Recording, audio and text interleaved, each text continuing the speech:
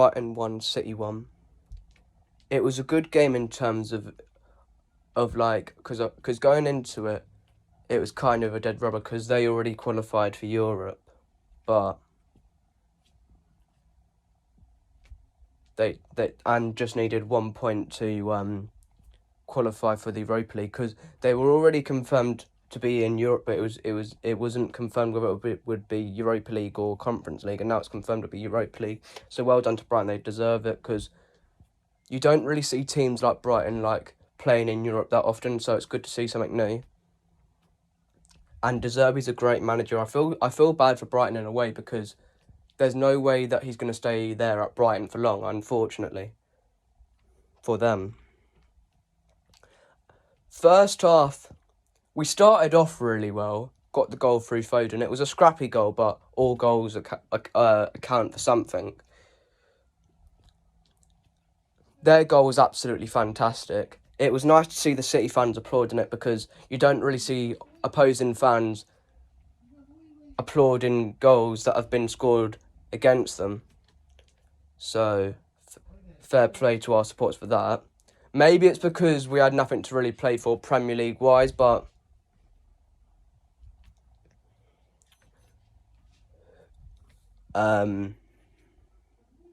personally, I would have done that either way because it was a cracking finish. The goal that we had that was disallowed, I don't get how that's disallowed and the one that Haaland did against Brighton in the home fixture where we won 3-1, that was actually worse and that was given. It's the inconsistencies of these referees. That referee was crap for both teams tonight because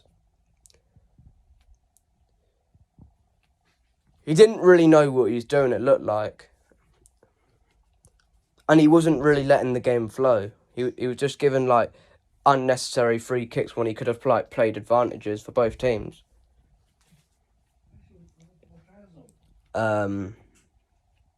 I think their goal that was disallowed for handball, that's fair enough. But the Welbeck one I think was slightly harsh. I know, like with VAR it's obviously going to be disallowed, but I think that finish by Welbeck actually deserved to be given, really. So really there should have been more goals because Brighton missed a couple of chances and also had 2 disallowed goals, and also the Haaland header in the first half should have been scored, and also we were unlucky with the goal not to be given. But I'm sure both teams will be fairly happy because not many teams have won at Brighton this season because like United's gone there and got beat, Liverpool's gone there, got beat, Chelsea's gone there and got beat. Arsenal lost to them at home, so I think we're one of the only top 6 clubs in the league that didn't lose to Brighton this season. I think it was only us and Spurs. I think that De Zerbi's going to get like a big club coming after him because he's obviously a top manager, and I think a lot of their players won't be there in a couple of years' time. Like that fella who scored the goal in Cisa, I think his name is, will be snapped up by a bigger club at some point, and also like McAllister and that Caicedo. Personally, I think Caicedo's overrated. Because I think personally they have like better players like McAllister and Cisa, and that Sanchez. I don't know where he's gone because it seems like he hasn't played for a while. If you're a Brighton fan and you're watching this, let me know where he is because he must be like injured or something because he hasn't played for a while. But the game was better than I expected in terms of because I thought both teams didn't really have much to play for, but it was actually better than I thought. Have a little drink of my milk because I'm absolutely thirsty as hell.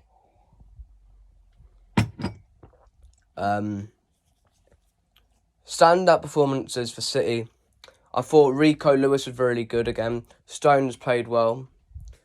I thought Ortega made some good saves. He's still a bit iffy with his distribution, though.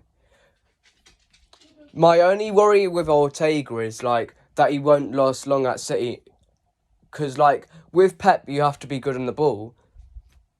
Because one of the reasons why he didn't keep Joe Hart is because even though he was a good shot saver, he wasn't good with his, like, passing out from the back and his distribution. Because I play in goal a bit in school, and my distribution's good. My saving could be better, but there's always something that a player can work on.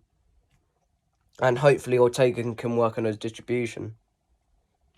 I'll do United-Chelsea tomorrow because obviously that's a big game. Well, it's not really a big game for Chelsea, but it is for United because if they don't lose tomorrow, then they'll be in the Champions League.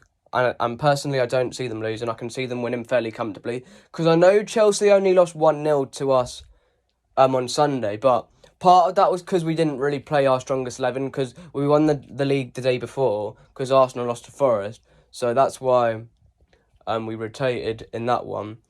Because if United go full strength tomorrow, I can see them winning like about 3 or 4-0.